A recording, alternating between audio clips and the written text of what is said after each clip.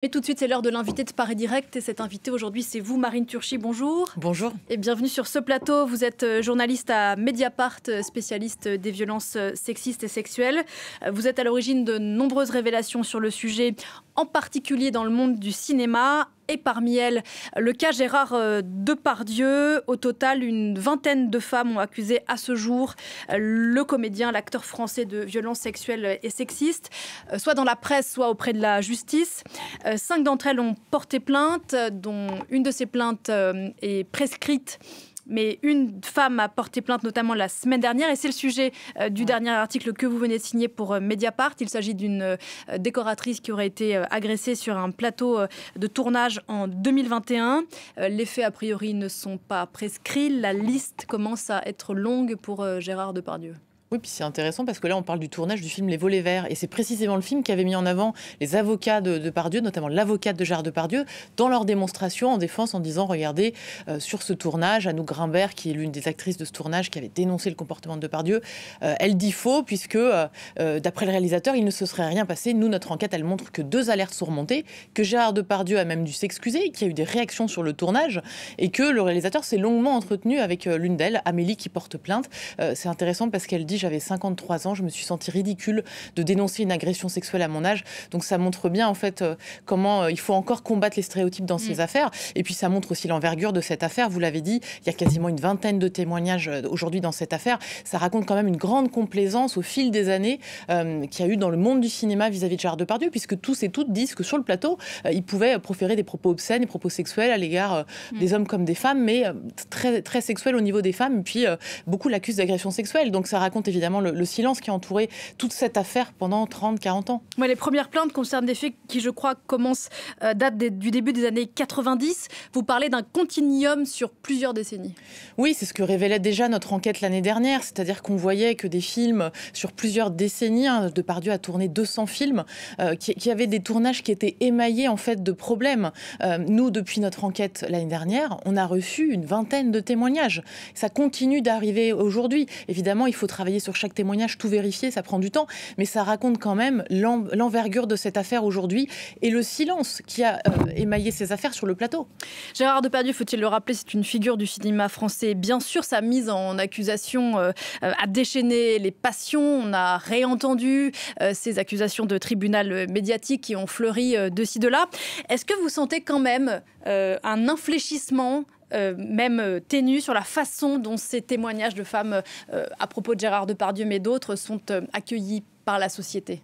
Ah, vous savez, ça fait 6 ans qu'on annonce le MeToo français. Donc l'histoire du MeToo français, elle est faite d'aller-retour, de moments où la porte s'ouvre, où il y a des témoignages qui sont possibles. Adèle Haenel, Vanessa Springora et bien d'autres à une époque. Et ensuite Camille Kouchner avec son livre La Grande des Familias. Et puis il y a eu Hélène Devin qui est Florence Porcel, toutes les plaignantes de l'affaire PPDA, celles qui ont parlé aussi au niveau de Nicolas Hulot. Donc on voit qu'à chaque fois la porte s'ouvre et puis elle se referme. Au final, on avance toujours. Mais il y a des résistances qui sont extrêmement françaises. Et il suffit de regarder ce qui se passe dans les pays anglo-saxons pour voir à quel point ces résistances, elles sont très françaises, très ancrées dans une culture de l'impunité très française. Et puis au niveau du cinéma, il y a une spécificité. C'est quand même la grande puissance du réalisateur, de l'artiste tourmenté, de l'acteur, du grand acteur, espèce de Pygmalion face à l'actrice qui doit être forcément une muse, une forme d'objet. La limite de la création. Voilà, et ça sert en fait de paravent à des violences. Et on le voit dans l'affaire Judith Godrèche, enfin l'affaire Benoît Jacot plutôt, ou Jacques Doyon. On voit bien comment finalement le cinéma d'auteur notamment a pu être une couverture pour d'autres pratiques. Et ça, c'est quand même quelque chose qui est un héritage du cinéma d'auteur français et qui imprègne tout le monde de la culture aujourd'hui. Judith Godrèche, vous l'avez évoqué à l'instant, qui vendredi soir dernier a tenu un discours très fort lors de la cérémonie des Césars. Elle qui accuse, donc on le rappelle, 2 figures de ce cinéma d'auteur français, Benoît Jacot et Jacques Doyon, de violences sexuelles lorsqu'elle était mineure. Elle a déposé plainte contre Benoît Jacot pour viol sur mineur. Un discours dans lequel elle a dit très clairement qu'elle parle mais qu'on ne l'entend pas. Le silence qu'a suscité ce discours est assourdissant. Oui, on regarde cette cérémonie, on est évidemment effaré puisqu'il y a un discours choc très puissant qui dit beaucoup de choses, qui interpelle le monde du cinéma sur son silence. Et qu'est-ce qu'il se passe après? Un silence assourdissant. Il y a eu très peu de prises de parole ensuite qui ont, chez les remettants comme chez les acteurs et actrices qui ont pu être récompensés, qui ont souligné en fait sa prise de parole. On a eu 3-4 et puis plus rien. Et en fait, ce que ça raconte, c'est que finalement le cinéma est une famille dysfonctionnelle comme les autres. C'est d'une banalité tellement triste. On pense notamment à toutes les affaires d'inceste où lorsqu'un enfant enfant dénonce des violences sexuelles dans sa famille, souvent, la plupart du temps, ça va être entouré de phénomènes de processus de silenciation. Et donc, en fait, évidemment que le cinéma a du mal à entendre ces paroles, à les accueillir, à rebondir là-dessus, comme dans d'autres secteurs. Pourquoi ce silence? Vous disiez que le MeToo français était une histoire de porte qui s'ouvre et qui se ferme peu à peu. Il y a quand même un cadenas qui a sauté et à l'origine duquel vous êtes notamment, c'était en 2019, le témoignage dans les colonnes de Mediapart d'Adèle Haenel. On s'était dit à l'époque, qui je le rappelle accuse le réalisateur Christophe Ruggia et qui a porté plainte contre lui, on va y revenir. Est-ce que à l'époque quand même on s'était pas dit et si les victimes ne mentaient pas pour la première fois? Et sur ça aussi, on revient et on repart sans cesse? Alors, Adèle Haenel, elle dit elle-même qu'à l'époque, elle a pu parler parce que d'autres femmes avant elle ont parlé, Flavie Flament, Noémie Cocher et beaucoup d'autres. Donc, on voit que ces paroles, elles se répondent. Ce qui est intéressant, c'est qu'au moment où parle Adèle Haenel dans Mediapart en 2019, il n'y a pas la traditionnelle remise en cause de sa parole. L'accusation, elle est plutôt venue sur le tribunal médiatique, je mets des guillemets, sur le fait que pourquoi elle allait parler dans la presse et pas à la justice, alors qu'elle, c'est un positionnement qu'elle assumait en disant la justice nous ignore, on ignore la justice. Rapport aux 73% de plaintes qui étaient classées sans suite. Mais il n'y a pas eu de remise en cause de sa parole et c'est assez lié au fait qu'elle dénonçait des violences lorsqu'elle était mineure et que quelque part on a tendance à davantage accueillir les paroles de personnes mineures qui dénoncent des violences sexuelles par rapport aujourd'hui à des personnes majeures. Et on voit que l'affaire Judith Godrèche, la parole de Judith Godrèche, elle prend de l'ampleur parce qu'elle était mineure à l'époque, elle avait 14 ans. On a beaucoup plus de mal aujourd'hui à accueillir des paroles comme celle de Charlotte Arnould, la plaignante de l'affaire Depardieu, qui était majeure et dont tout le monde dit mais pourquoi aller retourner chez lui, etc. C'est aussi des choses qu'on voit nous dans l'affaire Gérard Miller. Beaucoup disent mais j'ai culpabilisé parce que je suis retournée le voir ou je suis montée dans sa chambre, etc. Et on voit qu'en France, on a encore du mal à comprendre ça. C'est tout de suite la faute qui est remise sur la personne qui dénonce les faits. Pourquoi elle acceptait de le suivre? Comment elle était habillée? Qu'est-ce qu'elle avait bu? Pourquoi elle est montée de la victime parfaite, je mets des guillemets, qui n'y retournerait pas, qui ne serait pas victime d'emprise, etc. Voilà, ça c'est un cliché qui a quand même la vie dure en France notamment. On a du mal à comprendre en fait toute la complexité de ces affaires et que justement quand on subit des violences sexuelles, le principe c'est d'être dans la confusion et que donc parfois il peut y avoir des messages, encore des échanges avec l'agresseur, que parfois on a un comportement irrationnel, on peut y retourner, etc. Donc il y a encore du chemin à faire de ce point de vue-là. Mais il faut bien comprendre aujourd'hui que si Judith Godrèche peut se lever et rester dans cette salle des Césars, mais c'est aussi parce qu'Adèle Haenel en 2020 s'est levée et s'est cassée, pour reprendre l'expression de Virginie Despentes, et ça a été soulevé par l'autrice féministe Rose Lamy. Il faut voir en fait que toute l'antériorité des témoignages de toutes celles qui ont pris la parole, notamment au moment de MeToo, permet la parole aujourd'hui et que c'est évidemment encore courageux et difficile de la prendre. Il faut imaginer Judith Godrèche dans cette salle des Césars. Moi, j'avais couvert la cérémonie en 2020.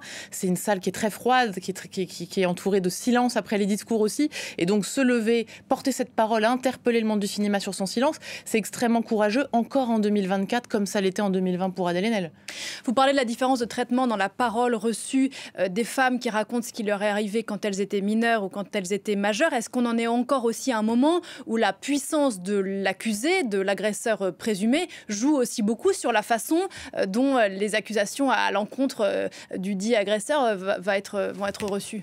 Alors souvent, les personnes médiatiques qui sont mises en cause, elles ont des moyens beaucoup plus grands pour se défendre. Elles peuvent avoir la une d'un grand hebdomadaire, elles peuvent avoir un plateau où les questions vont être assez complaisantes, donc il y a une capacité de réplique qui est assez forte.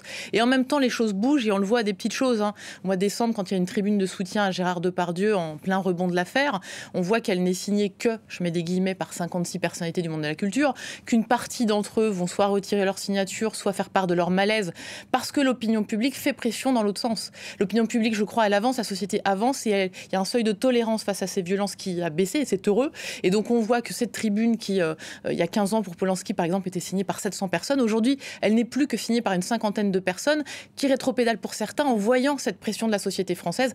Donc je crois que quand même les choses avancent, même si les résistances en France sont extrêmement ancrées dans la culture française. Les femmes ont ouvert la voie sur ce sujet comme bien souvent. Les hommes aussi voudraient qu'on les entende et qu'on les écoute et qu'on les croit. Depuis quelques jours, sous le hashtag #MeTooGarçon, beaucoup de témoignages d'hommes victimes de violences sexuelles, là aussi mineurs comme majeurs, à l'initiative d'un acteur qui s'appelle Aurélien Vic, qui a lui réussi à faire condamner son agresseur. Et on le rappelle, c'est assez rare au sein de la justice française. Les dégâts, écrivez-vous, ce MeTooGarçon d'une idéologie de la virilité.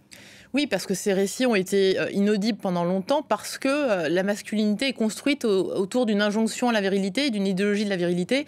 Et c'est vrai que beaucoup de personnes qu'on a interviewées pour l'article qui est publié ce matin dans Mediapart racontent que dans l'imaginaire collectif, un homme, ça s'écrase pas. Un homme, ça se défend.